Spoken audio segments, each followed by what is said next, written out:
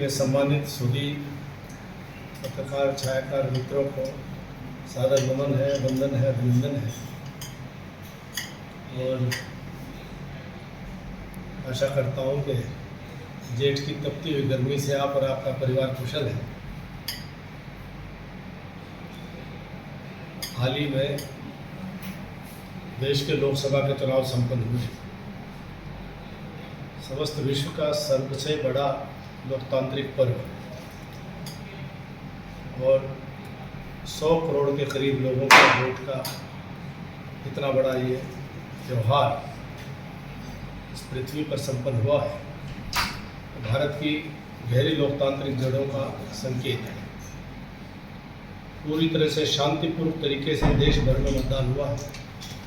जम्मू कश्मीर में मतदान का प्रतिशत से लेकर के सुदूर जंगल और पहाड़ी क्षेत्रों से लेकर और थार के रेगिस्तान से लेकर के समुद्र के किनारे तक के तमाम मतदान केंद्रों में, यहाँ तक कि अंडमान निकोबार लक्षद्वीप जैसे टापुओं में भी मतदान केंद्र की व्यवस्था सुचारू रूप से मतदान संपन्न हुआ है। ये वास्तव में देश के लिए बहुत बड़ा एक पर्व, उल्लास का, उत्सव का समय है। 4 जून को चुनाव के परिणाम आएंगे, देश की जनता का जनादेश आएगा। हमें पूरा विश्वास है कि दुनिया के सर्वाधिक जनप्रिय राजनेता श्रीमान नरेंद्र भाई मोदी जी के नेतृत्व में एक नया रिकॉर्ड बनेगा कि वो तीसरी बार प्रधानमंत्री बन करके राजग की 400 पार के जो संकल्प लिया हुआ है उसको पूरा करके 400 से अधिक सांसदों के बहुमत के साथ, पहले से बहुत बड़े सामर्थ्य और शक्ति के साथ वे देश का नेतृत्व करेंगे। और अगले 5 साल में भारत आर्थिक और सामरिक दृष्टि से मजबूत होगा और भारत के गरीब कल्याण का मार्ग और प्रशस्त होगा। कल का जो एग्जिट पोल आए हैं वह भी संकेत कर रहे हैं, स्पष्ट संकेत कर रहे हैं कि एक सुनामी का संकेत कर रहे हैं। मोदी जी के पक्ष में ज़बरदस्त आंधी है, ज़बरदस्त लहर है, उसका संकेत कर रहे हैं। और इसके पीछे कारण है कि पिछले 2019 से 2024 तक जो मोदी जी ने जो अपने कामों से जो परिणाम दिए हैं, जो डिलीवरी दी है, चाहे वो वैचारिक मुद्दे रहे हों, आइडियोलॉजिकल मुद्दे रहे हों, अनुच्छेद 370-35A को संविधान से समाप्त करना, चाहे वो ट्रिपल तलाक को समाप्त करना, चाहे वो सिटीजन अमेंडमेंट एक्ट को लागू करते हुए पड़ोसी राष्ट्रों से आए हुए जो प्रताड़ित लोग हैं उनको नागरिकता देना हो, और चाहे वो रामलला के भव्य राम मंदिर का निर्माण, हर मुद्दे पर मोदी जी ने जनता को अपने काम से परिणाम दिए हैं। और आने वाले समय में जो संकल्प लेकर के वो चले हैं, जनता ने उस पर अपनी मोहर लगाने का काम किया है। मोदी जी की गारंटी और साथ ही साथ में कि देश में समान नागरिक आचार संहिता लागू हो, इन सब मुद्दों को जनता ने अपना समर्थन दिया है, ऐसा संकेत एग्जिट पोल से मिल रहे हैं। तो जो हरियाणा प्रदेश के अंदर भी जो कांग्रेस के मित्र बड़े उत्साह में नारे लगा रहे थे, वो कह रहे थे कि दक्षिण में भाजपा साफ, उत्तर में हाफ। आज मैं उनको जवाब देना चाहता हूँ कि दक्षिण में भी भाजपा का बढ़ गया ग्राफ, उत्तर के अंदर भी भारतीय जनता पार्टी का एक तरफा जनता का साथ, और हरियाणा में भी निश्चित तौर पर जनता भारतीय जनता पार्टी के साथ। बल्कि उत्तर में कांग्रेस हो गई साफ और दक्षिण में हो गई हाफ से भी नीचे, और हरियाणा में कहीं की नहीं रहेगी। 4 जून का परिणाम ये निश्चित तौर पर आने वाले समय में जब केंद्र में सरकार मोदी जी के नेतृत्व में 2014 में भी बनी थी। हरियाणा की जनता ने पूरा समर्थन विधानसभा के चुनाव में भारतीय जनता पार्टी के पक्ष में, मोदी जी के पक्ष में दिया था। हमें पूरा विश्वास है कि इस चुनाव से जो मोमेंटम मिलेगा और विधानसभा चुनाव फिर तीसरी बार भारतीय जनता पार्टी की सरकार हरियाणा बनेगी और हरियाणा की जनता की सेवा करने का काम करेगी। मेरा विषय संपन्न करता हूँ, आपके प्रश्नों का स्वागत है। सर, हिसार लोकसभा क्षेत्र की बात की जाए तो बीजेपी प्रत्याशी कहाँ से लीड हासिल करेंगे पूरे 2 हफ्तों में, आपका हल्का भी शामिल है सर?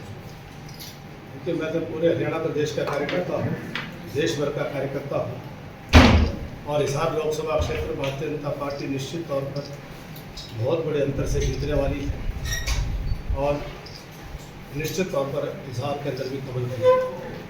राहुल गांधी जी कह रहे हैं कि मोदी जी का एग्जिट पोल है, ये मीडिया का एग्जिट पोल नहीं है। 4 तारीख को उनकी जितनी आंख बंद रह गई है वो भी खुल जाएंगी। तो सारे देश में घूम करके भी उनको एहसास नहीं हुआ कि किस प्रकार से देश की जनता मोदी जी के पक्ष में है। वह पूरे देश भर में घूम करके भी कांग्रेस के लोगों के ही मकड़ जाल में, उनके भ्रम जाल में ही फंसे रहे और देश की जनता की नब्ज को नहीं पहचान पाए। उसी का परिणाम है कि उनको वायनाड में हार दिखाई दी तो फिर वो वापस उत्तर प्रदेश की तरफ उनको मुंह करना पड़ा। वे जनता की नब्ज को समझ नहीं पाए हैं। अंततः ईवीएम से जो परिणाम आएगा, हमें पूरा विश्वास है कि उनकी आंखें खुल जाएंगी। संगठन में भी कोई बदलाव कर रहे हैं? कुछ कैंडिडेट्स ने आरोप लगाए हैं, अभी कुछ संगठन के लोगों ने मदद ली थी, मीटिंग भी ली है सीएम साहब ने परसों। संगठन की प्रक्रिया चलती रहती है और संगठन के अंदर हमारा वही प्लेटफॉर्म है जहाँ पर आपस में अपनी बातें हम रखते हैं और भारतीय जनता पार्टी के, जहाँ तक मैं समझता हूँ कि लाखों कार्यकर्ताओं ने बड़े समर्पण से मेहनत की है और फिर भी जो भी चुनाव में बड़ा चुनाव एक युद्ध के रूप में होता है, जो अनुभव सामने आए होंगे तो संगठन के प्लेटफॉर्म के ऊपर उनको रखा जाता है, उनको सुना जाता है, उनको बताया जाता है। संगठन इन सब बातों को संज्ञान में लेता है। प्रदेश अध्यक्ष भी चेंज कर सकते हैं। संगठन की प्रक्रिया है, संगठन की प्रक्रिया है। केंद्र में भारतीय जनता पार्टी कार्यकर्ताओं का संगठन है और एक परिवार का दल नहीं है। हरियाणा में एग्जिट पोल 3 सीट कांग्रेस को दिखा रहे हैं, आप क्या मानते हैं? मैं तो ये मानता हूँ कि अभी तो हमारा अपने उम्मीद ये है कि बहुत बड़े बहुमत से हम जीतेंगे और 3 सीट भी कांग्रेस को 2014 में मुगालते मिलती थी, इस बार नहीं मिलेगी। हमें उससे ज़्यादा सीटें मिलेंगी।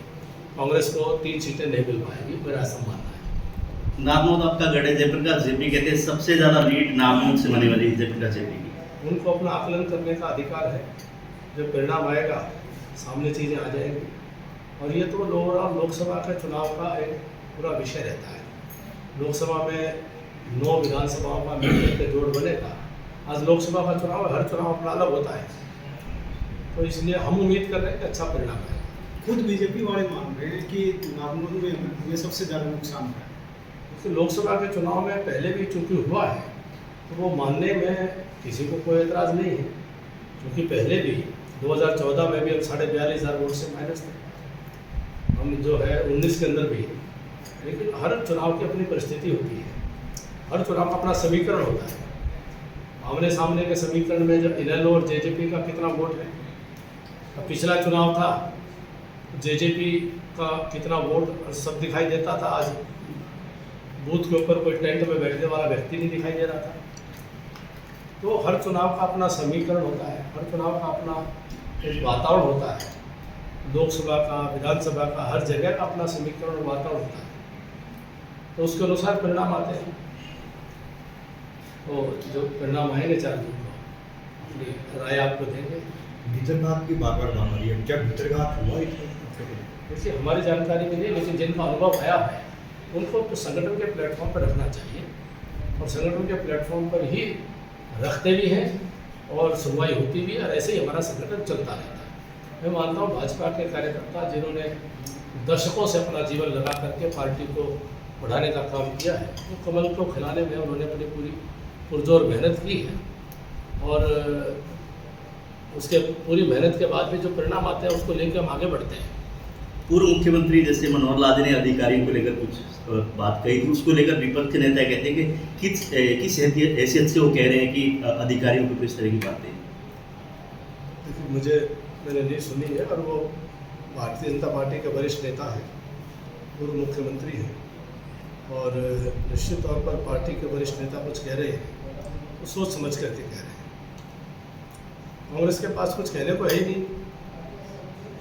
कांग्रेस तो अपनी पार्टी के लोगों को बर्दाश्त नहीं कर पाती, हमारे लोगों को कहाँ करेगी। जिन अधिकारियों ने अंदर खाते कांग्रेस के प्रत्याशियों को सपोर्ट किया है तो क्या गाज गिर सकती है उन पर 4 तारीख के बाद? देखिए, मैं तो सरकार में हूँ नहीं, मैं तो नहीं कह सकता कि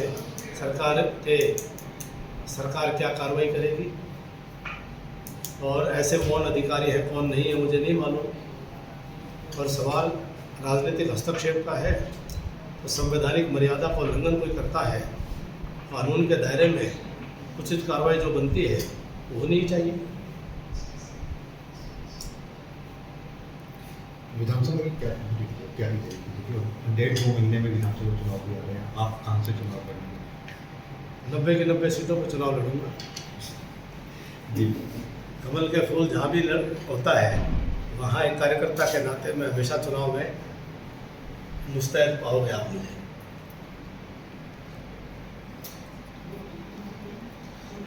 देखिए, हमारी पार्टी और औरों में एक मौलिक अंतर है जो आपको समझना, जो आप समझते भी हैं और मेरी थोड़ी कठोर टिप्पणी है, लेकिन मैं मानता हूँ कि वही सच है कि इस देश की राजनीति और प्रदेश में भी जो परिवारवाद है वो एक माफिया की संस्कृति पर काम करता है।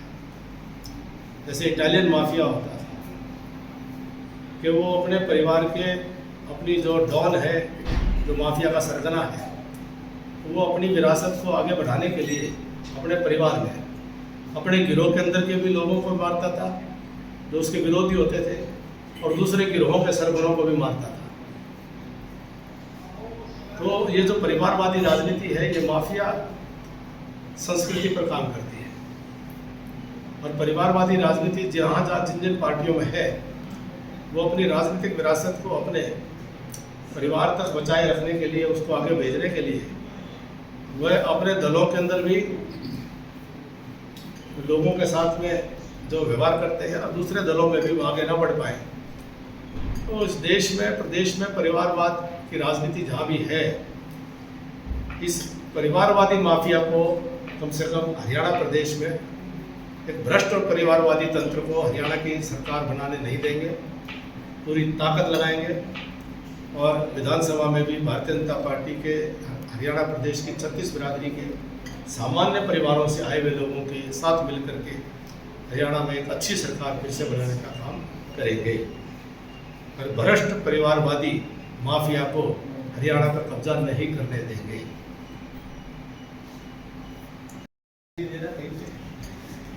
वो तो जो है धरातल से इतने दिखाई नहीं दे रहे हो, तो मतलब मुझे इस बात को लेकर के बड़ा, अब क्या कहे, उनकी स्थिति को देख करके कि नानोद जैसे हल्के में जब मैं वोटिंग वाले दिन घूम रहा था, चौधरी देवीलाल की विरासत का नाम लेकर के हमारा टेंट तो थे, टेंट में बैठने वाले आदमी नहीं थे। 5 साल में इतना लोकप्रिय होना, इसलिए मैंने कहा हर चुनाव का अलग वातावरण होता है, अलग समीकरण होता है। उनको वो जनाधार नहीं था, वो समीकरण के वोट मिले थे 2019 में। वातावरण का लाभ मिला था, समीकरण के वोट मिले थे। समीकरण के कारण हार भी हो जाती है, समीकरण के कारण जीत भी हो जाती है। तो कैसे देखते हैं इस कांग्रेस की प्रपोजल? कांग्रेस तो एक पार्टी के नाते एक संगठन ही नहीं है, वो तो कुछ परिवारों का अपना राजनीतिक विरासत बचाए रखने के लिए एक गिरोह के रूप में काम करते हैं। उसी मानसिकता से कभी वो आपस में मिल जाते हैं, कभी आपस में लड़ते हैं। उनके राजनीतिक चिंतन में ना तो छत्तीस बिरादरी के लोग हैं, ना जनता है, ना युवा है, ना महिला है, ना बुजुर्ग है, ना दलित है, ना किसान है, ना पिछड़ा है। उनके राजनीतिक दर्शन और चिंतन में केवल उनका परिवार है।